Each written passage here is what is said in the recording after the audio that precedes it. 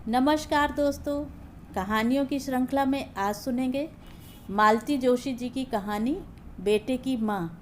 लेकिन उससे पहले मेरा आपसे विनम्र अनुरोध है कि अगर मेरे द्वारा सुनाई हुई कहानियाँ आपको अच्छी लगती हैं तो मेरे चैनल को सब्सक्राइब ज़रूर करें, लाइक करें और अपने दोस्तों और परिचितों में शेयर भी करें। बेल आइकन दबाना बिल्कुल भी ना भूलें। आज सुनिए बेटे की माँ। यह रिश्ता भैया के ससुर जी ने ही तय किया था। अम्मा ने एक तरह से यह भार उनके ही सिर डाल दिया था, और कहती भी तो किससे। भैया तो इस काम के लिहाज से बहुत छोटे थे, उनका अनुभव ही कितना था। जीजा जी थे जो दिन रात अपनी ही शान बघारा करते थे। अम्मा पर जब तब एहसान जताते रहते कि उनकी बिटिया का हाथ थामकर उन्होंने उपकार किया है। वे यह भूल जाते थे कि दीदी की शादी बाबूजी के सामने हुई थी और उसमें बाबूजी ने अपनी हैसियत से ज़्यादा ही खर्च कर डाला था। चाचा जी की लीला तो और भी न्यारी थी। एक ही शहर में रहकर महीनों शक्ल नहीं दिखाते थे। हाट बाजार में मिलते तो हालचाल पूछने से कतराते थे कि कहीं कुछ लेना देना ना पड़े। लेकिन जान पहचान वालों के सामने यह दिखावा ज़रूर करते थे कि स्वर्गीय भाई साहब की गृहस्थी का भार ढोते ढोते उनके कंधे झुकाए हैं। भैया की इंजीनियरिंग की पढ़ाई का तो पता नहीं कहाँ कहाँ रोना रोया होगा। इसीलिए यह बात एक तरह से तय थी कि हम दोनों की शादी के लिए इन दोनों का कोई एहसान नहीं लिया जाएगा। भैया के लिए तो खैर कोई समस्या ही नहीं थी। उन्हें नौकरी बाद में मिली, रिश्ते पहले आने लगे थे। सवाल तो मेरा था। अम्मा को बस मेरी शादी की चिंता ही घुन की तरह खाए जा रही थी। इसीलिए उन्होंने सीधे समधी जी से ही बात की। देखिए भाई साहब, दो दो बार मेहमानों को झेलना मेरे बस का नहीं है। न मेरे पास उतना पैसा है, न काम बटाने वाले हाथ हैं। इसीलिए मैं एक ही बार में सब निपटा कर छुट्टी हो लेना चाहती हूँ। किसी तरह लड़की के लिए एक वर जुटा दीजिए तो मैं फुर्सत हो जाऊँ। आपकी बेटी के सिर भी फिर कोई भार नहीं रहेगा। बेचारे पांडे जी समझ गए कि यह बहन जी का अनुरोध नहीं है, आदेश है, एक तरह से शादी की शर्त ही है। बेचारे अपनी बिटिया के लिए जूते चटकाकर हलकान हुए जा रहे थे। अब यह एक और जिम्मेदारी सिर पर आ गई। अपनी लड़की के लिए वर खोजना फिर भी आसान है। आपको अपनी हैसियत का, औकात का पता होता है। भले बुरे की जिम्मेदारी भी आपकी अपनी होती है। दूसरों के लिए काम करते समय तो 10 बार सोचना पड़ता है, पर इंजीनियर दामाद पाने का लालच उन्हें बल दे गया और वे मेरे लिए भी एक नायाब हीरा खोज कर ले आए। लड़का उन्हीं के शहर कानपुर का था। अंग्रेजी में गोल्ड मेडलिस्ट, एमए पीएचडी। अपना मकान, घर में केवल भाई भाभी। मकान भी 2 हिस्सों में बटा हुआ। जब मर्जी हो किराएदारों से खाली करवाकर अलग गृहस्थी बसा लो। इतना अच्छा रिश्ता तो शायद हम लोग भी नहीं खोज पाते। और यहाँ खोजने को था ही कौन। देखने दिखाने का कार्यक्रम कानपुर में ही संपन्न हुआ। हम लोग भाभी की गोद भरने गए थे। भैया भी साथ हो लिए थे। वहीं उन लोगों को बुला लिया गया। परिचित तो थे ही। बात तय हो गई तो खुश हो गए कि परिचय अब रिश्ते में बदल जाएगा। हम लोग किसी तैयारी से नहीं गए थे, फिर भी चाचा जी ने लड़के को 101 रुपये देकर शगुन लिया। उनकी भाभी ने मुझे एक साड़ी दी। सगाई के लिए साइट ढूंढने की बात थी तो उनके भाई बोले, मैं इन ढकोसलों में विश्वास नहीं करता।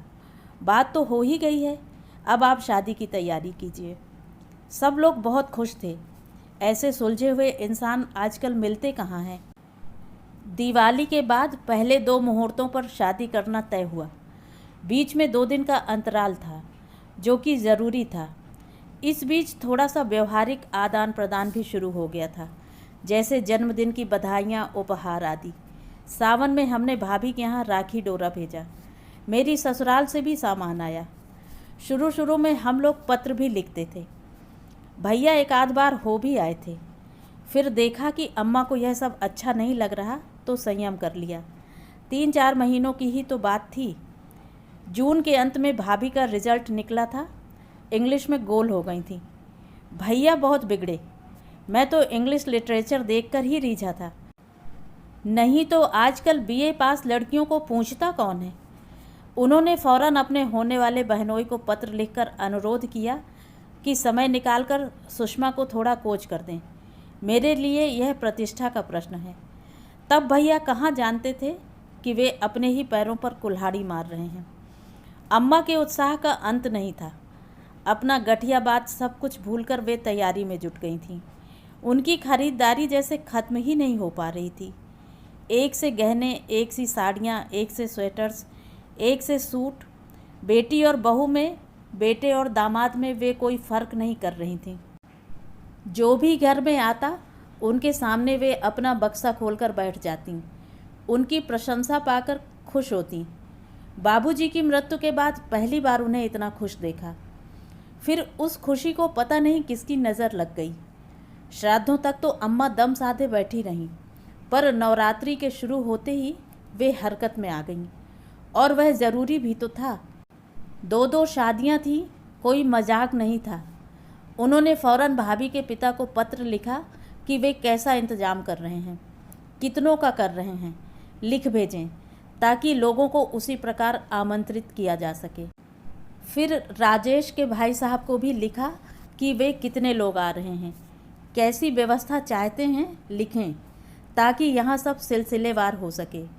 बैंड आप अपना लाएंगे कि हम यहाँ ठीक करें? क्या आपकी बारात में महिलाएं होंगी? क्या उनकी अलग व्यवस्था करनी होगी? अम्मा ने लगातार कोई 3-4 चिट्ठियाँ लिखी होंगी, पर कोई उत्तर नहीं आया। फिर टेलीग्राम दिए गए।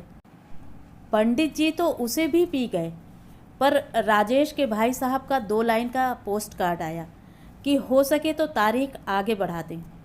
अम्मा तो एकदम बौरा गईं। तारीख आगे बढ़ाना कोई मजाक है? यहाँ सबका बयाना दिए बैठे हैं। वह तो डूब ही जाएगा। फिर दोबारा व्यवस्था होना क्या इतना सरल है? 4 महीने पहले से हॉल बुक कराना होता है। समय पर ना हलवाई मिलते हैं, ना बैंड वाले। शामियाने तक बुक हो जाते हैं। हार कर अम्मा ने जीजा जी को कानपुर भेजा कि ठीक से सारी बातें तय करके आएं। किया धरा तो उन्होंने कुछ भी नहीं, उल्टे आते ही बरस पड़े।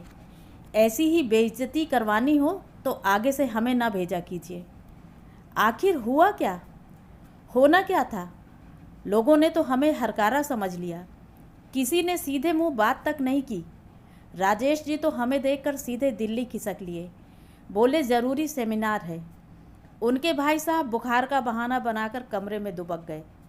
बस एक भाभी थी जो हमें घंटे भर बाद चाय नाश्ता करवाती रहीं, जैसे मैं वहाँ सिर्फ पेट भरने के लिए ही गया हूँ। तो पांडे जी को साथ ले लेते। वाह, क्या कहने हैं। अरे आपके पांडे जी के यहाँ तो हमें किसी ने पहचाना तक नहीं। सुषमा ने भी नहीं पहचाना। कहा तो दरवाजे से ही टरका दिया। कह दिया कि पंडित जी 3-4 दिन के लिए बनारस गए हैं, जब वे लौट आएँ तब आइएगा। कसम है मुझे जो अब मैं उनके दरवाजे थूकने भी जाऊं। अम्मा तो सचमुच डर गईं। जीजा जी इस अपमान का बदला भैया की शादी में ज़रूर निकालेंगे, इसमें संदेह नहीं था। फिर अम्मा ने चिरौरी करके चाचा जी को भेजा। चाचा जीजा जी की तरह सोफिस्टिकेटेड आदमी नहीं थे, बिल्कुल ठेठ किस्म के जीव थे। मान अपमान की परवाह किए बिना बात की तह तक पहुंचकर ही दम लेते थे। चाचा जी ही वह खबर लाए थे जिसे सुनकर हमारे पैरों तले की ज़मीन खिसक गई थी। खबर सचमुच बहुत भयानक थी। अंग्रेजी साहित्य पढ़ते पढ़ाते सुषमा और राजेश एक दूसरे को कब पढ़ने लगे थे, किसी को पता ही नहीं चला। जब पता चला तब बहुत देर हो चुकी थी। समझाने बुझाने के सारे प्रयास विफल हो गए और फिर एक दिन किसी मंदिर में फेरे लेकर इन लोगों ने वह विषय ही समाप्त कर दिया। पंडित जी बेचारे क्या कहते, बस चाचा जी से क्षमा मांगते रहे। लेकिन राजेश ने साफ कह दिया, सगाई वगैरह तो हुई नहीं थी। I was not legally bound to her. अगर सगाई हो भी जाती तो भी क्या फ़र्क पड़ना था। मन क्या कभी इन बंधनों की परवाह करता है। सुषमा को ही सगाई का बंधन कहाँ रोक पाया। अम्मा तो गुस्से से पागल हुई जा रही थी। उस दिन भैया जैसे ही काम से लौटे वे उन पर टूट पड़ी। और पढ़ा लो अंग्रेजी। पता नहीं रानी जी को कहाँ की कलेक्ट्री दिलवानी थी।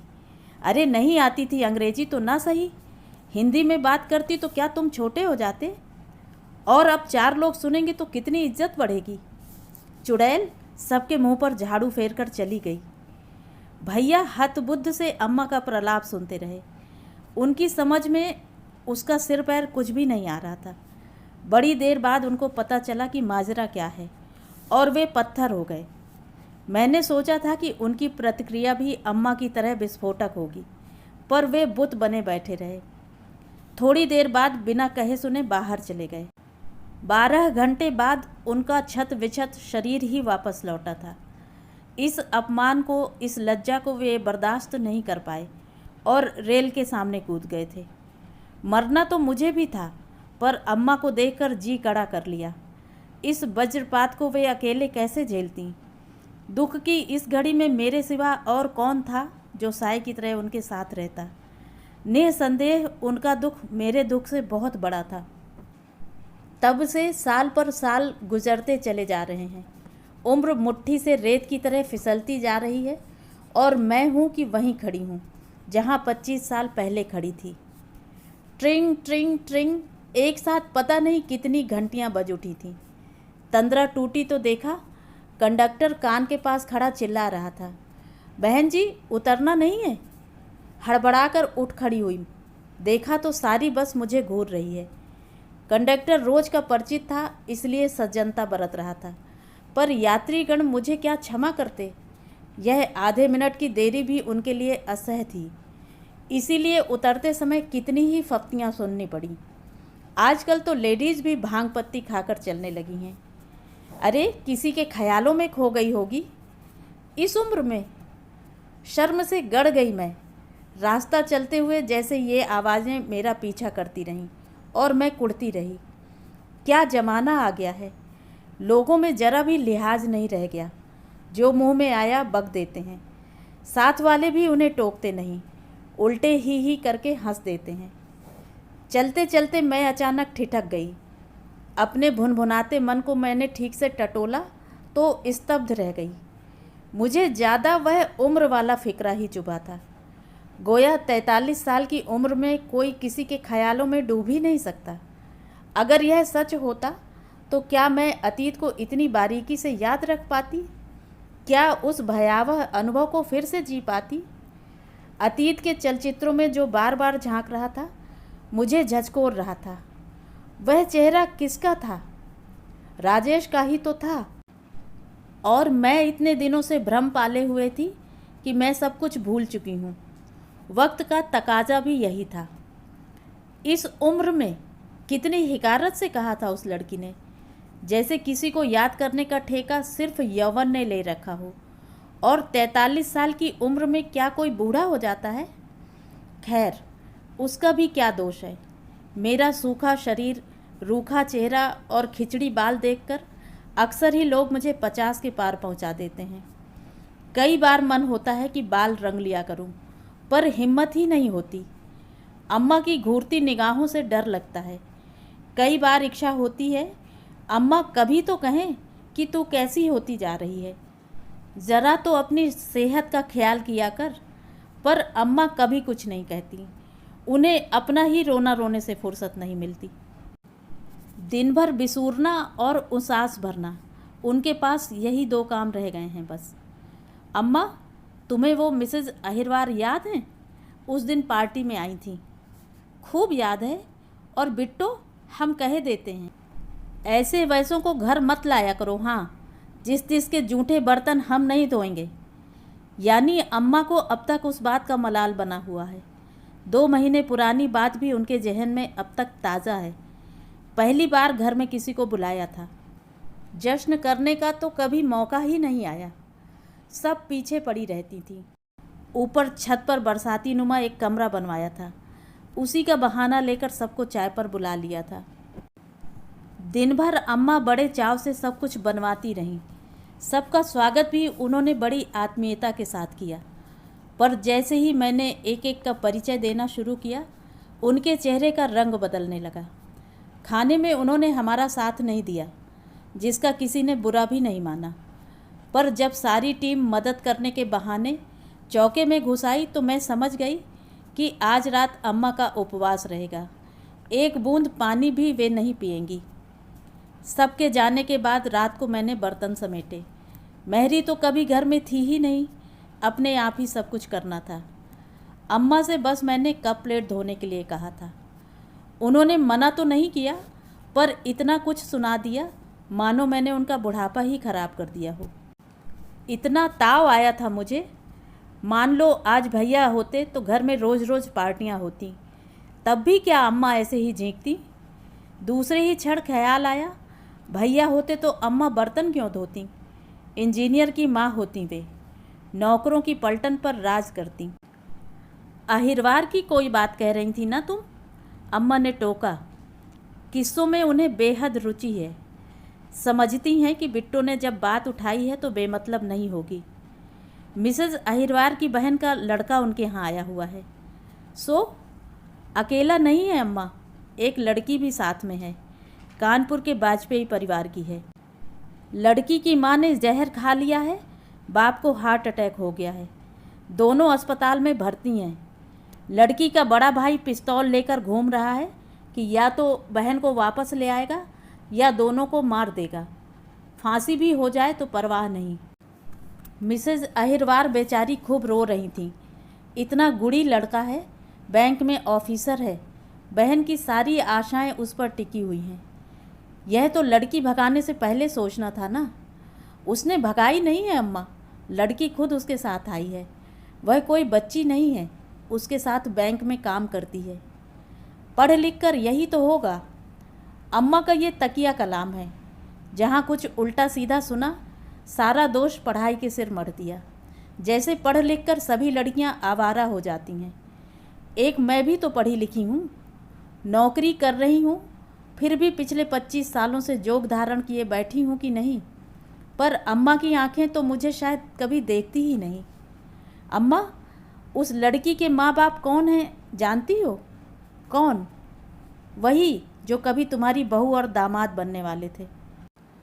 अम्मा का मुंह खुला का खुला रह गया। नाम और गली जरा परिचित सा लगा तो मैंने कुरेद कर पूछ लिया था, अम्मा, मेरा ख्याल है हम बिटिया का विधिवत कन्यादान कर ही दें, किसी दिन वह तुम्हारी भी पोती हो सकती थी। खबरदार, अम्मा दहाड़ी, उस कुलच्छनी। प्लीज़ अम्मा। अम्मा का पैंतरा देखकर मैंने ज़बरदस्ती उन्हें टोक दिया, क्योंकि जब वे गाली देने लगती हैं तो ऐसी गालियां देती हैं कि कान बजने लगते हैं। खासकर सुषमा के लिए तो उनके पास इन अनमोल बोलों का अक्षय कोश है। राजेश हर बार साफ बच जाते हैं, क्योंकि हत्या तो भैया की हुई है। मुझे भी किसी ने जिंदा लाश बना दिया है, यह उन्हें नज़र नहीं आता। मेरे टोकने से अम्मा की धारा प्रवाह गालियों पर ब्रेक तो लग गया, पर उनका बुदबुदाना अब भी जारी था। अम्मा, मैंने कहा, क्यों अपनी ज़बान गंदी करती हो? अपनी करनी तो वे खुद ही भोग रहे हैं। बिट्टो, यह तो होना ही था। बबूल में कभी आम फले हैं? ऐसी माँ की कोख से सती सावित्री तो पैदा होने से रही। इसीलिए तो कहते हैं, भगवान के घर देर है अंधेर नहीं। सच, मुझे तो आज बड़ी तसल्ली हो रही है। कलेजे पर ठंडक पड़ गई है मेरे। जितना मुझे रुलाया है, भोलेनाथ उससे ज़्यादा उसे कल पाएंगे। मरते समय कोई पानी देने वाला भी पास न होगा। अम्मा बदस्तूर शुरू हो गई थी। घर की दीवारें उनकी बद्दुआओं से प्रतिध्वनित हो रही थीं।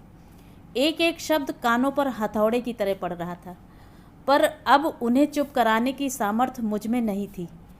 पूरी शाम उनका बड़बड़ाना जारी था। रात खाना खाते समय भी खासे मूड में थीं।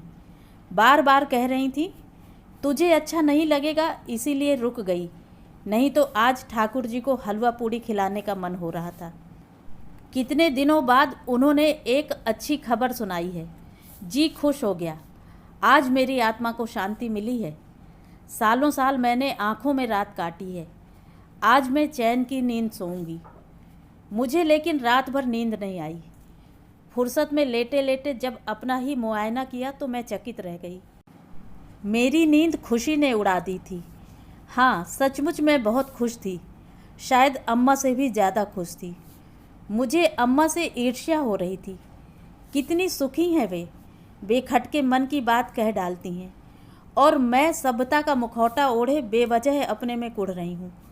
अपना यह स्वांग किसे दिखाना है मुझे, किसे रिझाना है? मैं खुलकर कहती क्यों नहीं कि आज मेरे कलेजे पर भी ठंडक पड़ी है, मेरी बद्दुआएं भी रंग लाई हैं। तुमने हम दोनों भाई बहनों की ज़िंदगी उजाड़ दी थी। आज तुम दोनों के बच्चों के सिर पर भी काल नाच रहा है। ईश्वर ने बहुत सही न्याय किया। पर मज़े की बात यह थी कि मेरा सारा रोष, आक्रोश राजेश के लिए था। सुषमा को तो मैंने कब का बरी कर दिया था। नींद नहीं आ रही थी, फिर भी दम साधे पड़ी रही। करवट बदलते भी डर लग रहा था। कमरे के दूसरे छोर पर अम्मा की चारपाई थी। बहुत दिनों के बाद चैन की नींद सोई थी। सोचा अपनी खटर पटर से उनकी नींद क्यों खराब करूं। 3 बजे तक मैंने किसी तरह सब्र किया, फिर उठना ही पड़ा। मैंने बिल्कुल आहिस्ता से बिस्तर छोड़ा, दबे पांव भीतर गई। बाथरूम का दरवाज़ा, पानी का मटका बहुत धीरे से खोला और बंद किया। ज़रा भी आवाज़ न होने दी। आवाज़ के डर से ही बिजली का स्विच तक नहीं दबाया। उसी तरह दबे पांव लौटकर कमरे में आई। देखा अम्मा की चारपाई खाली थी, और शायद वह बड़ी देर से खाली रही होगी, क्योंकि देर तक जागने के बावजूद मुझे उनके खांसने खखारने की आवाज़ सुनाई नहीं दी थी। कहाँ चली गई अम्मा? भीतर तो नहीं थी। मैंने बाहर झांका। बरामदे की जाली से लगी वे एकटक बाहर निहार रही थीं। अम्मा, मैंने आवाज़ दी। वे चौंकी। उन्होंने पलट कर देखा। उनकी आंखें डबडबाई हुई थीं। शाम को उल्लास से दमकता उनका चेहरा बुझ सा गया था। क्या बात है अम्मा, नींद नहीं आ रही? उत्तर में उन्होंने फिर शून्य में नज़रें गड़ा दीं। डूबती सी आवाज़ में बोली, सब किस्मत की बात है लली। एक वह बेटा है जो घर की आन बान के लिए मरने मारने को उतारू हो गया। एक हमारे थे जो चुपचाप पटरी पर लेट गए। यह भी न सोचा कि अम्मा का बुढ़ापा कैसे कटेगा। मैं स्तब्ध रह गई। अम्मा की पीठ पर रखा मेरा हाथ बर्फ हो गया। तो क्या अम्मा सारी रात जागकर इसी का मातम मना रही थीं? क्या वे बिल्कुल भूल गईं कि उनके बुढ़ापे की गरिमा बनाए रखने के लिए मैंने अपना यौवन राख कर दिया है? वे फपक कर रो पड़ी थीं, पर मैं जड़वत खड़ी रही। उन्हें सांत्वना देने का जरा भी मन नहीं हुआ, क्योंकि पता था कि इन आंसुओं में से एक भी मेरे लिए नहीं है। मेरे लिए, मेरे उजड़े अतीत के लिए, मेरे सूने भविष्य के लिए। अम्मा कब रोई थीं जो आज रोएंगी। आज पक्का विश्वास हो गया अपने को कि जिनके लिए तिल तिल कर जी रही हूँ वे मेरी माँ नहीं हैं, वे तो भैया की माँ हैं, अपने बेटे की माँ। तो ये थी कहानी। कहानी आपको कैसी लगी कमेंट करके ज़रूर बताएं।